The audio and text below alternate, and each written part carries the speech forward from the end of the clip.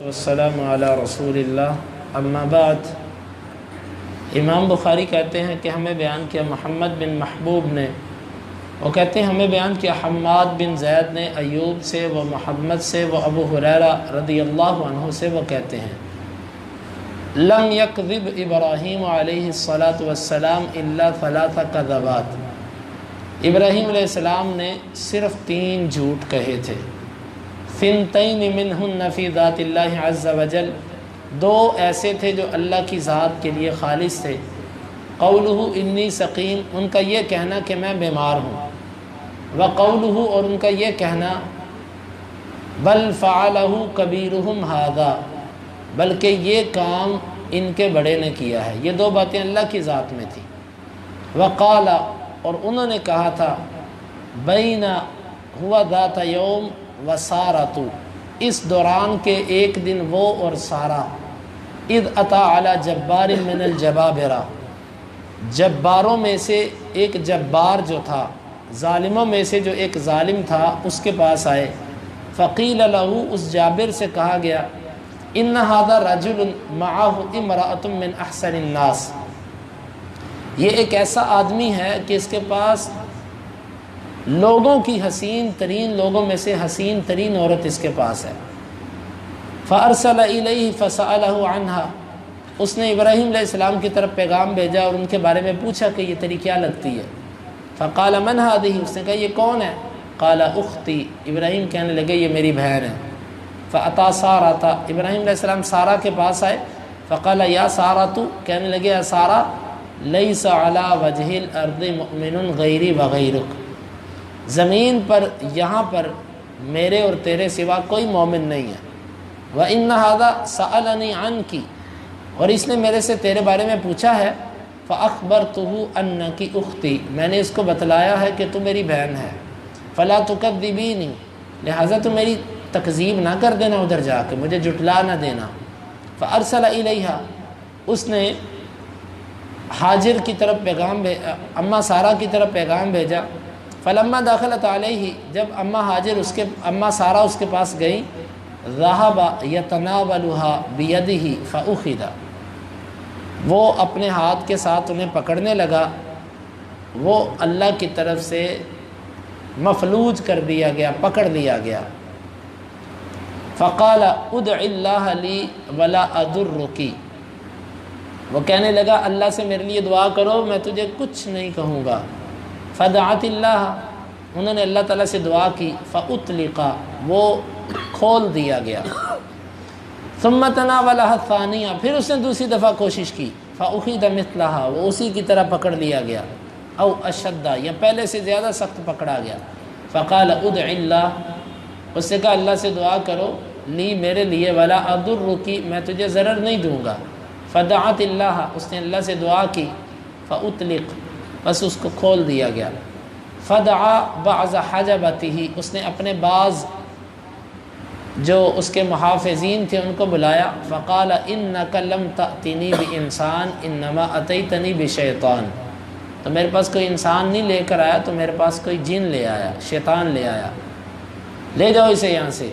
فاخدمها ہاجرہ، اس نے ہاجر ان کو خدمت میں دے دی، فاتتہ، وہ اماں جان سارہ ابراہیم کے پاس آئیں، وہو قائم یصلی، وہ کھڑے نماز پڑھ رہے تھے، فاومأ بیدہ، انہوں نے اپنے ہاتھ سے اشارہ کیا، مہیم، کیا بنا، قالت رد اللہ کید الکافر او الفاجر، وہ کہنے لگی کہ اللہ نے کافر کی چال کو ناکام کر دیا، فی نحرہ، اسی کے سینے میں، یعنی اس کے سینے میں جو تھا وہ اس کے سینے میں ہی رہ گیا، وأخدم ہاجرہ، اور اس نے ہاجر خدمت کے لیے دے دی، قال ابو ہریرہ کہتے ہیں تلک امکم یا بنی ماء السماء، یا بنی ماء السماء، اے آسمان کے پانی کے بچوں، یہ تمہاری ماں ہے۔ اس حدیث مبارکہ کی تھوڑی سی وضاحت، پھر اس کے بعد اس پر جو لوگوں کو اعتراض ہے اس کا جواب۔ ابراہیم علیہ السلام نے 3 جھوٹ کہے تھے، حدیث کہتی ہے، پہلا یہ تھا کہ انہوں نے انی سقیم کہا تھا، قوم کے لوگوں نے کہا کہ ہمارے ساتھ چلو میلے پر، انہوں نے کہا تھا میں بیمار ہوں۔ دوسرا یہ ہے کہ بتوں کو جب توڑا تو پوچھا یہ کس نے کیا، تو وہ کہنے لگے یہ ان کے بڑے نے کیا ہے۔ اور تیسرا یہ تھا کہ وہ جب ہجرت کر کے نکلے اپنے علاقے سے تو چلتے چلتے، یہ علاقہ مصر کا تھا ایک روایت کے مطابق، ایک روایت کے مطابق مدین کا تھا، بہرحال جہاں کا بھی ہو، وہاں پر ایک ظالم بادشاہ تھا۔ اس کے بارے میں معروف یہ تھا کہ جو بھی کوئی اچھی شکل و صورت والی عورت ہوتی وہ اس کو پکڑ لیتا، اس کے ساتھ اگر اس کا خامند ہوتا تو اس کو قتل کر دیتا، کیونکہ کہا جاتا ہے کہ اس بادشاہ کے دین میں کسی خامند کی بیوی سے نکاح کرنا جائز نہیں ہوتا تھا جب تک اس کا خامند زندہ ہوتا، تو وہ اسی لیے پہلے تو خامند کو مار دیتا کہ میرے دین میں عورت میرے لیے حلال ہو جائے۔ تو وہ پوچھتا، اگر اس کا خامند ہوتا اس کو مار دیتا، اگر اس کا کوئی بھائی یا کوئی ہوتا تو اس کو چھوڑ دیتا۔ اس کو پتہ چلا، کسی نے کہا کہ بھئی دیکھو یہاں پر دنیا کی حسین ترین عورت آئی ہے، اور یہ کہا جاتا ہے کہ اماں حوا کے بعد اللہ نے سب سے زیادہ حسن جس خاتون کو دیا تھا وہ اماں جان سارہ تھی۔ بعض روایات کے اندر یہ آتا ہے یوسف اور اس کی ماں کو نصف حسن دیا گیا تھا۔ یوسف علیہ السلام اور ان کی ماں سے مراد اماں جان سارہ ہیں، جو ان کی پردادی لگتی ہیں، یوسف علیہ السلام کی پردادی سے بھی اوپر۔ تو یہ یعنی اماں جان سارہ کا جو حسن تھا، اس کے بارے میں اکثر تاریخ کی کتابوں میں لکھا کہ کہتے ہیں سب سے زیادہ حسین عورت جو اللہ نے پیدا کی ہے وہ حوا ہے، جو ہماری ماں ہے سب کی۔ اس کے بعد اللہ نے اگر کوئی ایسی عورت پیدا کی تو اماں جان سارہ ہے۔ تو یہ اماں جان سارہ کے بارے میں جب اس کو پتہ چلا تو اس نے بلایا ابراہیم علیہ السلام کو، کہتا ہے یہ کون ہے تیرے ساتھ؟ ابراہیم علیہ السلام کہنے لگے میری بہن۔ وہ کہتا ہے چلو اس کو بھیجو میرے پاس۔ ابراہیم علیہ السلام نے اپنی بیوی کو اپنی بہن کہا دینی اعتبار سے، وہ بات کریں گے۔ جب ابراہیم علیہ السلام آئے اماں جان سارہ کے پاس، کہا کہ وہ تجھے بلا رہا ہے ظالم، میں نے اس کو یہ کہا یہ میری بہن ہے، تو نے میری تکذیب نہیں کرنی وہاں پر جا کر، یہ نہیں کہنا کہ میں اس کی بیوی ہوں، یہی کہنا جو میں نے کہا ہے۔ کہا ٹھیک ہے، چلی گئی۔ اس نے برے ارادے سے ایک دفعہ پکڑنا چاہا، اللہ نے اس کو مفلوج کر دیا۔ مختلف روایات آتی ہیں، ایک میں آتا زمین میں دنس گیا، ایک میں آتا جکڑا گیا، جس طرح کہ بندہ فالج والا ہو جاتا ہے۔ دوسری اس نے کہا کہ دعا کرو، اب میں تجھے کچھ نہیں کہتا، دعا کی، پھر دوسری دفعہ چاہا، پھر ایسے ہوا، تیسری دفعہ پھر چاہا، پھر ایسے ہوا۔ غصے میں آ کے اس نے اپنے خادموں کو بلایا، کہتا تم انسان نہیں کوئی شیطان لے کر آئے ہو میرے پاس، اس پر میری رسائی نہیں ہو سکتی، لے دو اسے اور حاجر اس کو خدمت میں دے دو۔ یہ لفظ ہوتا ہے حاجرہ، حاجر، جیم پر زبر ہے۔ ہمارے ادھر ایک نام چلتا ہے حاجرہ، حاجرہ کا معنی تو ہے ہجرت کرنے والی، چھوڑنے والی۔ نام رکھنے میں کوئی حرج نہیں، لیکن اگر کسی نے نام اس نسبت سے رکھا ہے نا تو وہ لفظ حاجرہ نہیں تھا، وہ لفظ تھا حاجارہ، آخر پہ ہا نہیں ہے، حاجارہ۔ اور ایک قرات کے مطابق آ جارہ، الف مد آ، جیم زبر جا، را زبر را، آ جارہ، یہ نام ہے۔ اگر کوئی اس مناسبت سے رکھتا ہے تو وہ حاجر رکھے، حاجر، حاجر بھی نہیں، اور آجر، ان میں سے کوئی رکھ لے۔ لیکن اگر ویسے نام رکھنا ہے حاجرہ تو اس میں کوئی عرض نہیں ہے، لیکن اگر اس مناسبت سے رکھنا ہے تو وہ لفظ حاجر ہے۔ اس نے کہا حاجر اس کو خدمت میں دے دو۔ یہ حاجر کون تھی؟ اس کے بارے میں دو اقوال ہیں۔ ایک قول یہ ہے کہ یہ اس کی لونڈی تھی بادشاہ کی، اور یہ ایک قبطی بادشاہ کی بیٹی تھی، اور دوسرا قول یہ ہے کہ یہ اس کی اپنی بیٹی تھی۔ بہرحال دونوں تاریخی باتیں ہیں، کوئی واضح دلیل نہیں ہے۔ تو اماں جان سارہ کو اس نے خدمت کے لیے دے دی، اس لیے دی کہ وہ جب سمجھ گیا کہ یہ اتنی عظیم خاتون ہے کہ میں اس کے بارے میں برا ارادہ کرتا ہوں تو میں جکڑ دیا جاتا ہوں، تو ایسی خاتون کو خود اپنی خدمت نہیں کرنی چاہیے، بعض تاریخی روایات میں یہ بھی آتا ہے کہ ابراہیم علیہ السلام نے کسی سے گندم خریدی تو اماں جان گندم پیس رہی تھی تو اس تاجر نے پیسنے کے دوران نظر اس کی پڑ گئی، یہ تاریخی روایت ہے۔ تو اس نے دیکھا کہ اتنی حسین عورت، اس نے یہ بات پھیلائی، تو اس وقت بادشاہ کے پاس یہ بات پہنچی کہ میں نے اس کو چکی چلاتے ہوئے دیکھا ہے، ایسی عورت دنیا میں نہیں دیکھی میں نے۔ تو اس وقت اس نے طلب کیا، جب وہ ناکام ہوا پھر اس نے دل میں یہ سوچا کہ ایسی خاتون کو اپنی خدمت خود نہیں کرنی چاہیے بلکہ اس کے پاس کوئی خادم ہونی چاہیے جو اس کی خدمت کرے۔ اس نے اس جذبے سے ان کو لونڈی دے دی۔ بعد میں اماں جان سے تو اولاد نہیں ہو رہی تھی، پھر اماں جان نے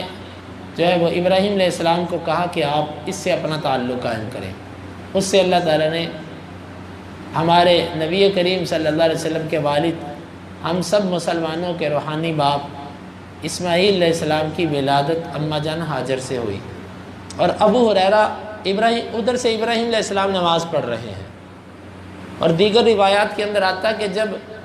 اس نے برا ارادہ کیا، ہاجر نے بھی وضو کیا، وضو کر کے لیے نماز کے لیے کھڑی ہوئی۔ یہاں سے معلوم ہوتا ہے کہ وضو پہلی شریعتوں میں بھی تھا، اور مصیبت کے وقت نماز پڑھنا یہ انبیاء کا طریقہ ہے۔ جب ہاجر اس سے بچ کر آئیں تو سارا جب اس سے بچ کر آئیں تو ابراہیم علیہ السلام نماز پڑھ رہے تھے۔ قرآن حدیث کہتی ہے قائم یصلی، وہ کھڑے نماز پڑھ رہے تھے، تو نماز میں اشارے میں پوچھا کیا بنا؟ جو نفلی نماز ہوتی ہے نا، اس میں اشارے سے بات کی جا سکتی ہے، جس طرح ہمارے نبی صلی اللہ علیہ وسلم کے بارے میں آتا ہے کہ آپ نماز پڑھ رہے تھے تو آپ کے لیے ایک لونڈی جو تھی وہ تحفہ لے کر آئی کسی گھر سے، اس میں حیض تھا، آپ نے فرمایا کہ او ما اب یدی، ایسے ہاتھ سے اشارہ کیا کہ نیچے رکھ دو بس چلی جاؤ۔ یا اسی طرح اور اشارے اللہ کے نبی صلی اللہ علیہ وسلم سے ثابت ہیں۔ یا اسی طرح صلاۃ الکسوف جب پڑھی جا رہی تھی، بخاری کے اندر آتا ہے، تو اسماء بنت امیس کہتی ہیں کہ میں نے پوچھا آ کر کہ یہ کون سی نماز ہے اس وقت؟ تو انہوں نے اشارہ کیا آسمان کی طرف کے اوپر گرہن ہے، یہ وہ نماز ہے۔ نفل نماز کے اندر اشارہ کیا جا سکتا ہے۔ ابراہیم علیہ السلام نے پوچھا یا ان کی نماز میں، ان کی شریعت میں بات کرنا بھی جائز ہوگا؟ انہوں نے پوچھا مہیم، کیا بنا؟ یہ سب سے پہلے کلمہ ابراہیم علیہ السلام نے استعمال کیا، اصل میں تھا ماہیا، کیا ہوا، لیکن اختصاراً مہیم، کیا بنا؟ تو اس نے کہا کہ اللہ نے کافر کی چال کو اس کے سینے میں رہنے دیا، اور لونڈی اس نے خدمت کے لیے دے دی۔ تو ابو ہریرہ کہا کرتے تھے اے پانی کے بچوں، یہ تمہاری ماں ہے، یا بنی ماء السماء، اے آسمان کے پانی کے بچوں، اس سے مراد عرب ہے۔ ان کو کیوں کہا جاتا ہے پانی، آسمان کے پانی کے بچے؟ کیونکہ اس وقت جینے کے لیے اللہ نے ان کے لیے جو پانی کا سبب کیا تھا وہ صرف آسمان کا پانی تھا، زمین سے پانی تو نکلتا نہیں تھا۔ تو جہاں کہیں بارش ہوتی وہاں پر پانی جمع ہو جاتا، یہ لوگ وہاں سے جا کر اپنا پانی بھر لیتے اور اپنا گزر بسر کرتے، یعنی ان کی زندگیوں کا گزر بسر آسمان کے پانی پر ہی تھا، اسی لیے ان کا نام پڑ گیا آسمان کے پانی کے بچوں۔ یا ایک قول یہ ہے کہ جو زمزم تھا یہ بھی در حقیقت ایک اعتبار سے آسمان کا پانی ہے، کیوں؟ یہ جنت کا پانی ہے، تو جنت آسمانوں پر ہے، زمزم کا جو پانی ہے نا یہ جنت کا پانی ہے، تو یہ آسمان کا پانی ہے، تو اسی لیے بھی اس کو کہا جاتا ہے کیونکہ ان کی وجہ سے اللہ نے آسمان سے یہ زمزم کا کنواں زمین کے نیچے سے غیبی طور پر جاری کیا۔ یا تیسرا قول یہ ہے اس کے بارے میں، ان کو آسمان کے پانی کے بچے اس لیے کہا جاتا تھا کہ جس طرح آسمان کا پانی صاف شفاف ہوتا ہے نا، اس طرح عربوں کا نسب صاف شفاف ہے۔ آپ یقین جانیے کہ ہم میں سے کسی کو بھی پوچھیں گے نا تمہارا نسب کیا ہے، ہم اپنا نسب نہیں جانتے۔ میں اپنے باپ کا نام بتا دوں گا، دادے کا بتا دوں گا، پردادے کا بتا دوں گا، اس سے اوپر نام مجھے یاد ہی نہیں ہوگا، یا کوئی ہوگا جو 4 5 6 10 تک اوپر چلا جائے گا۔ کوئی پورا سلسلہ بھی شاید رکھتا ہو لیکن اس طرح یقینی طور پر اسے نہیں علم. لیکن عربوں کے پاس جو خصوصیت تھی، ان کا نسب عدنان تک تو ایسے ان کا بالکل صاف شفاف نسب ہے، اور بعض تو ابراہیم علیہ السلام تک، بعد پھر ابراہیم سے آدم تک 3 مرحلے ہیں اللہ کے نبی صلی اللہ علیہ وسلم کے نسب کے.